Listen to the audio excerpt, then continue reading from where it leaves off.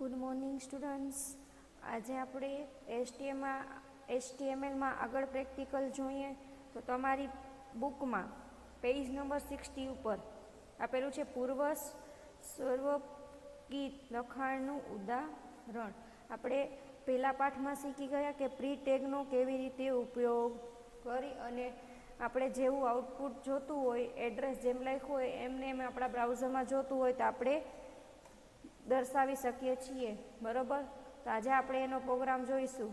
એનો કોડ છે એ તમારી બુકમાં પેજ નંબર 27 ઉપર આપેલો છે. તો ચાલો આપણે એનો પ્રોગ્રામ જોઈએ. તો કે એપ્લિકેશનમાં એસેસરીમાં Gedit ટેક્સ્ટ એડિટર.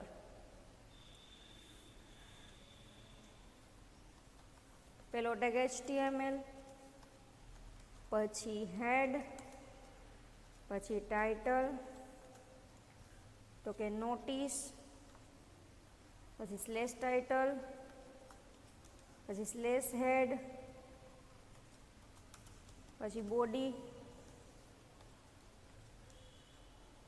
પછી H1 એટલે કે મારે હેડિંગ આપવું છે. તો કે પછી કે અલાઇન શું કામ માટે કે મારે કયા હેડિંગ લેવું છે. તો કે સેન્ટર, વચ્ચે હેડિંગ આવવું જોઈએ. H1 એટલે એને H1 છે એ શું છે તો કે હેડર સાઇઝ છે. તો કે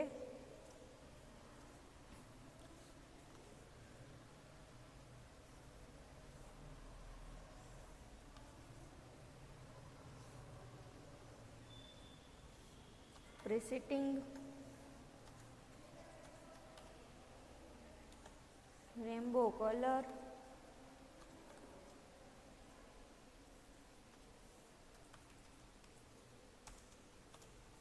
આ આપણે શું આપ્યું તો કે એનું હેડિંગ આપ્યું. અહીંયા H1 કમ્પ્લીટ કે હેડિંગ આપણું કમ્પ્લીટ.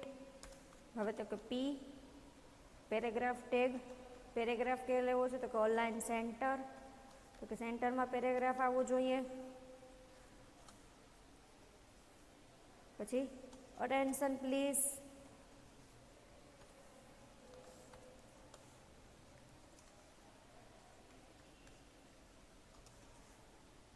અને સ્લેશ P. અહીંયા આપણો પેરેગ્રાફ પૂરો થાય છે પહેલો. હવે બીજો પેરેગ્રાફ,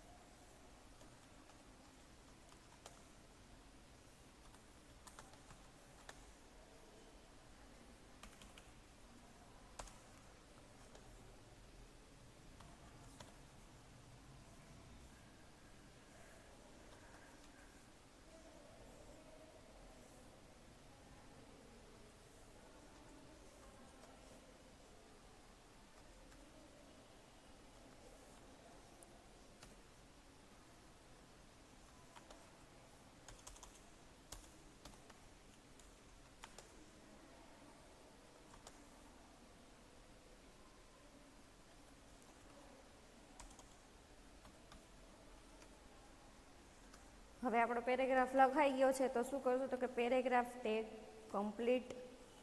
એટલે આ બધું લખેલું આવશે. એ કેમાં આવશે તો કે પેરેગ્રાફમાં લખેલું આવશે. હવે મારે પ્રી ટેગ લખવો છે. શું કામ તો કે મારે હું અહીંયા જે પ્રમાણે લખું એ જ પ્રમાણે મારે આઉટપુટમાં જોઈએ છીએ. પહેલાં તો કે ડેટ,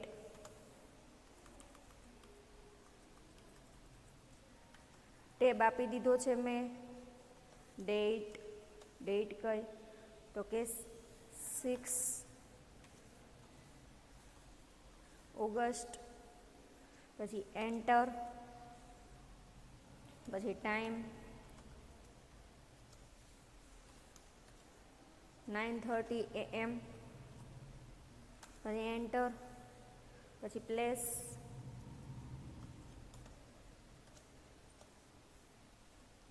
હું અહીંયા જે પ્રમાણે લખીશ એ જ પ્રમાણે આપણા બ્રાઉઝરમાં આઉટપુટ એનું આવશે. તો કે ફર્સ્ટ ફ્લોર,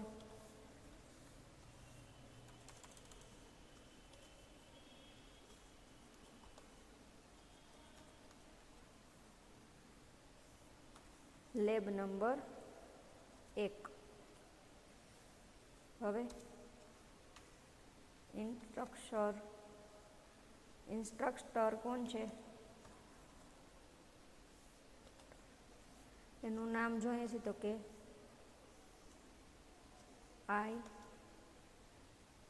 IM પટેલ, પછી એન્ટર, પછી તો કે ઈ કોણ છે તો કે પ્રિન્સિપાલ.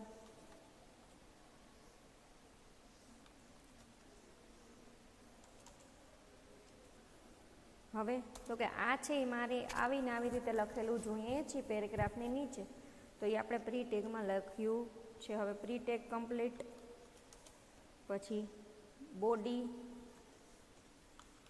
અને /HTML. હવે આપણે સેવ કરશું તો 10th PRGCOMP 10th COMP આપણું ફોલ્ડર છે એ સેટ ઉપર ક્લિક કરશું.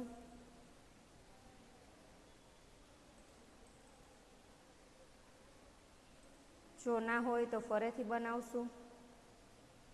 Create folder 10th COMP. હવે સેટની બાજુમાં આપણે આવી ગયું છે, તો શું કરશું તો કે નામ સેવ કરશું. આપણે આને આપશું pre.html.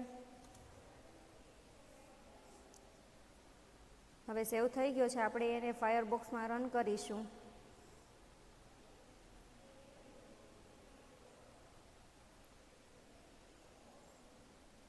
તો ક્યાં જવાનું તો કે ફાઇલમાં, ઓપન ફાઇલ, સેટ ઉપર ક્લિક. હવે 10th COMP ઉપર ક્લિક એટલે સેટની બાજુમાં આપણા ફોલ્ડરનું નામ આવી જશે. જે પ્રોગ્રામ જોતી હોય એની ઉપર ક્લિક અને ઓપન. આવી ગયું. જો મેં પહેલાં H1માં શું લખ્યું હતું કે પ્રેસ ટાઇટિંગ રેમ્બો કલર્સ. હવે એના પછી લખ્યું હતું પેરેગ્રાફમાં અટેન્શન પ્લીઝ. એ મેં ક્યાં આપ્યું હતું પેરેગ્રાફને અલાઇન શું આપ્યું હતું કે સેન્ટર, એટલે કે વચ્ચે આવવું જોઈએ તો વચ્ચે આવ્યું છે. એના પછી પાછો પેરેગ્રાફ ટેગ લીધો તો બરાબર. એ બધું પેરેગ્રાફ ટેગમાં લખેલું આવ્યું છે. અને પ્રી ટેગમાં આપણે જે એપોઇન્ટમેન્ટની ડેટ છે, એનો ટાઈમ છે, અને ક્યુ પ્લેસ છે ને કોણ છે, ઇન્સ્ટ્રક્શન, એ બધું આપેલું હતું. એ પ્રી ટેગમાં લખેલું હતું. એટલે જે પ્રમાણે આપણે કોડિંગમાં લખેલું છે એ જ પ્રમાણે કેમાં આવ્યું છે તો કે આપણા આઉટપુટમાં લખેલું છે. જો આપણે પ્રી ટેગમાં લખ્યું છે એ જ પ્રમાણે આપણા બ્રાઉઝરમાં એનું આઉટપુટ દેખાય છે. તો આપણે આ પ્રોગ્રામ છે એ તમારી અસાઇનમેન્ટ બુકમાં લખી લેવાનો રહેશે. તો તમારી ચોપડીની બીજી વાર રિપીટ કરું છું. તમારી ચોપડીમાં પેજ નંબર 27 એટલે કે 27 ઉપર એનો પ્રોગ્રામ આપેલો છે અને એનું આઉટપુટ છે એ પેજ નંબર 26 ઉપર આપેલું છે.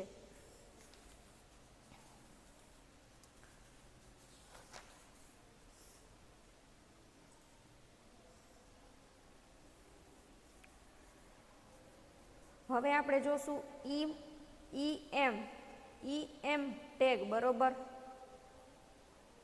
જો તો કે EM ટેગ છે અહીંયા દેખાય છે બધાને EM ટેગ, EM અને /EM આ ટેગની જોડી દ્વારા લખાણને ભારપૂર્વક દર્શાવવામાં આવે છે. મહત્વની બાબત જેવી કે કરવા જ પડનારા કાર્ય મસ્ટ બી ડન અને અગત્યનું આ ટેગનો ઉપયોગ કરીને લખી શકાય છે. બરાબર. દાખલા તરીકે EM ટેગ છે એ ટેગમાં લખ્યું છે what a beautiful Rambo. Rambo છે એ ફરજિયાતપણે આપણે ઘાટા અક્ષરમાં દેખાડવું છે, ભારપૂર્વક દેખાડવું, તો શું ઉપયોગ થશે? EM ટેગનો તમે ઉપયોગ કરીને દર્શાવી શકો છો. હવે આપણે આગળ જોઈશું ખાસ ચિહ્નો. ખાસ ચિહ્નો એટલે કે જેવા કે લેસ ધેનની નિશાની. હવે આ એન્ડનું કહો છો તો એને શું કહેવાય? તો કે એમ્પરસન, સી એટલે કોપીરાઇટ વગેરે ચિહ્નો પૂર્વગ તરીકે અને એમ્પરસન સાથે વેબ પેજ પર સમાવી શકાય છે. આવી પ્રતિકાત્મક સંજ્ઞાને બદલે આપણે જે તે ચિહ્ન સાથે માટેની આસ્કી કિંમત પણ રાખી શકીએ. આની જરૂર એટલા માટે પડે છે કેમ કે HTML દસ્તાવેજમાં સીધા આપણે આ ખૂણિયા કૌંસનો ઉપયોગ કરી શકતા નથી, કારણ કે તે તો ટેગ સાથે ભળી જવાની શક્યતા છે. આપણે જે ટેગ લખીએ છીએ એ આ ખૂણિયા કૌંસમાં જ લખીએ છીએ. બરાબર. હવે મારે ઈને આનું આઉટપુટ આવું બતાવવું છે તો કેનો ઉપયોગ કરીએ? તો કે ના કરતાં નાનું એટલે એની સાજ્ઞાકીય સંખ્યા શું? તો કે L અને T. એની કિંમત શું છે? તો કે 60.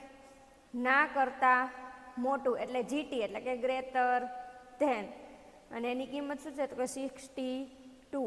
હવે એમ્પરસનની સાઇન તો કે AMP તો કે 38. હવે સી એટલે કોપીરાઇટ માટે એની આસ્કી વેલ્યુ છે 179. પછી 1/4 એટલે 1/4 188 છે.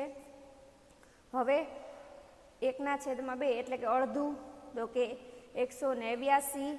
હવે 3/4 એટલે કે 3/4 એટલે 190. હવે રજિસ્ટ્રેડ ટ્રેડમાર્ક એટલે કે એના માટે સાજ્ઞાકીય શું છે? તો કે ERG અને એનું શું છે? તો કે 174. હવે આપણે દાખલા તરીકે મારે આ બેઝિક ઇન્ફોર્મેશનને લેસ ધેન અને ગ્રેટર ધેનની આવી રીતે બતાવવું છે. બરાબર. બ્રાઉઝરમાં તો એના માટે આપણે પહેલાં શું કરવું પડે? તો કે એમ્પરસનની સાઇન LT એટલે કે લેસ ધેન બેઝિક ઇન્ફોર્મેશન, અને હવે અહીંયા કેની નિશાની જોઈએ? તો કે ગ્રેટર ધેનની, તો કે એમ્પરસન અને GT એટલે એ કેમાં એનું આઉટપુટ કેવું આવશે? તો કે આવું આવશે. હવે તમારા પેજ નંબર 33 ઉપર આ તમને પ્રોગ્રામ દેખાય છે માય સ્કૂલ. બરોબર. એના માટે આપણે થોડીક પહેલાં થિયરી જોવી પડશે. તો સૌથી પહેલા પાઠમાં આપણે એન્કર ટેગ આપણે શું કર્યો હતો? તો કે લેફ્ટ કરી દીધો હતો, એટલે બાકી રાખી દીધો હતો. તો પહેલાં આપણે એન્કર ટેગ જોઈએ.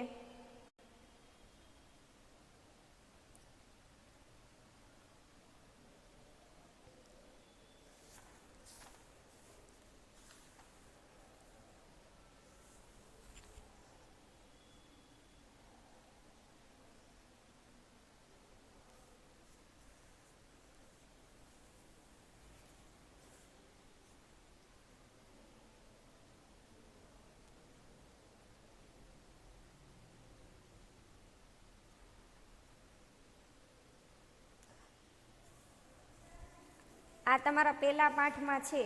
બરોબર. આપેલું પેજ નંબર 9 ઉપર એન્કર ટેગ જે આપણે બાકી રાખી દીધો હતો. જ્યારે આપણે કોઈ લખાણને HTML દસ્તાવેજની અંદર જ દર્શાવાય છે ત્યારે લખાણ અને તેના સ્વરૂપને નિયંત્રિત કરતા અક્ષરો ઉપરાંત અન્ય લખાણને સંબોધતી વધારાની માહિતી પણ જરૂરી બને છે. ઘણી વખત વિશેષ ખુલાસો પણ જરૂરી હોય છે. આવા કેટલાક અક્ષરો કે શબ્દોના સમૂહ જે અલગ રંગથી સામાન્ય રીતે કહેવાથી તો કે ભૂરા રંગથી અને નીચે લીટી દર્શાવાય છે તેને શું કહેવાય? તો કે હાઇપરલિંક કહેવાય છે.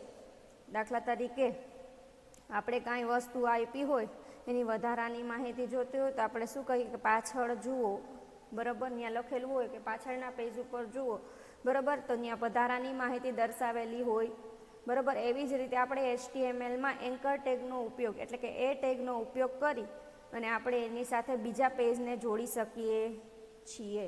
હાઇપરલિંક નામના ટેગ દ્વારા બનાવવામાં આવે છે, જેમાં એનો અર્થ એન્કર છે, બરાબર. હવે આપણે જોઈએ કે હાઇપરલિંક એ દસ્તાવેજમાં હાઇપરટેક્સ્ટ બનાવીને અન્ય દસ્તાવેજ સાથે જોડી અને બે HTML દસ્તાવેજને જોડવાની રીત છે, બરાબર. એમાં શું આપેલું હોય, ખાલી આપણે એમાં એની લિંક એટલે કે બીજું પેજ એની આરે જોડવાનું રહે છે. એક વેબસાઇટ કે ઘણા બધા વેબ પેજનો સમૂહ હોય છે તે આવા હાઇપરલિંક સંચાલન મારફત સંચાલિત થાય છે. અહીં એ નોંધનીય છે કે આપેલા વેબ પેજ તેના HTML કોડમાં આપણે જે રીતે દર્શાવેલ છે તે પ્રમાણે લખાણને રજૂ કરે છે. આવા વેબ પેજ દર્શાવેલ માહિતીને નિયત સ્વરૂપે જ રજૂ કરતા હોય તેને સ્ટેટિક વેબ પેજ તરીકે ઓળખવામાં આવે છે. સ્ટેટિક એટલે કે શું, તો કે ફિક્સ હોય, એને આપણે કાંઈ ચેન્જ કરવાનું હોય નહીં. હવે પૂર્ણ અને સંબંધિત સરનામું, તો કે જો તમારે એન્કર ટેગનો ઉપયોગ અહીંયા છે તો કે href શું છે, તો કે આપણે એની ફાઇલ છે એને આપણે કનેક્ટ કરવી છે એના માટે ઉપયોગ થાય છે. અને અહીંયા શું છે, તો કે આપણે આ લખ્યું છે એ આપણા બ્રાઉઝરમાં દેખાડશે, એની ઉપર આપણે ક્લિક કરશું એટલે બીજું નવું પેજ ઓપન થશે જે આપણે ફાઇલનું એડ્રેસ આપેલું હશે એ. હવે એવું પૂર્ણ સરનામું આપવાને બદલે આપણે ખાલી ફાઇલનું નામ p4.html જ આપ્યું છે. આ રીતે માત્ર ફાઇલનું નામ દર્શાવવાનું હોય ત્યારે જ શક્ય છે કે આપણે p3 ફાઇલ કે જેમાંથી અન્ય ફાઇલને બોલાવવામાં આવી છે તે આવી ફાઇલને કોલિંગ ફાઇલ કે પેરેન્ટ ફાઇલ કહે છે. અને p4 ફાઇલ જેને બોલાવવામાં આવી છે એટલે કે કોલ કરવામાં આવે આવી ફાઇલને રિફર્ડ ફાઇલ કે કોલ ફાઇલ કહે છે. તે બંને એક જ ડિરેક્ટરીમાં ઉપલબ્ધ હોય અને બોલાવવામાં આવતી ફાઇલનું સ્થાન એ બોલાવનાર ફાઇલને સંબંધિત હોય અને એ રીતે સંબંધિત સરનામા તરીકે ઓળખાય છે. સંબંધિત સરનામું એટલે કે શું, તો કે ફોલ્ડરની અંદર જ આપણી આ બે ફાઇલ આવેલી હોય જેને બોલાવવામાં આવી હોય ઈ, બરાબર, અને જેને બોલાવી હોય તે. જ્યારે સંપૂર્ણ સરનામાને પૂર્ણ સરનામા તરીકે ઓળખવામાં આવે છે. હવે આપણે એને પ્રેક્ટિકલી જોઈશું. તો એનો પ્રોગ્રામ છે એ તમારા પેજ નંબર પાઠ નંબર 2માં પેજ નંબર 33 ઉપર આપેલો છે.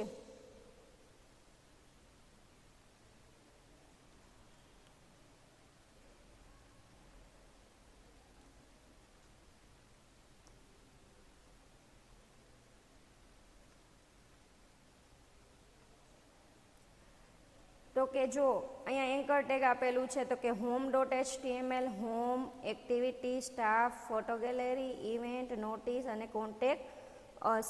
એ ક્યાં રાખ્યું છે, તો કે આપણા હેડિંગમાં રાખેલું છે. જો અહીંયા HT છે ત્યાં, અને એ પેરેગ્રાફમાં આપેલું છે એટલે એક જ લાઇનમાં આવશે. અને /p એટલે કે આપણો આ એક પેરેગ્રાફ આપેલો છે, બરાબર. હવે પછી છે પાછું H3 અબાઉટ માય સ્કૂલ. તો કે માય સ્કૂલ છે એ હેડિંગ આપેલું છે. પછી એના વિશે પેરેગ્રાફ 2 આપેલા છે અને /p/body અને /html. આ છે home.html, activity.html, staff.html, gallery.html, event.html, notice.html, contact.html. એ બધી શું હોવી જોઈએ, આપણા ફોલ્ડરમાં ફાઇલ હોવી જરૂરી છે. અને આ છે એ બધી શું છે, તો કે આ પેજમાં લિંક તરીકે દર્શાવેલી છે.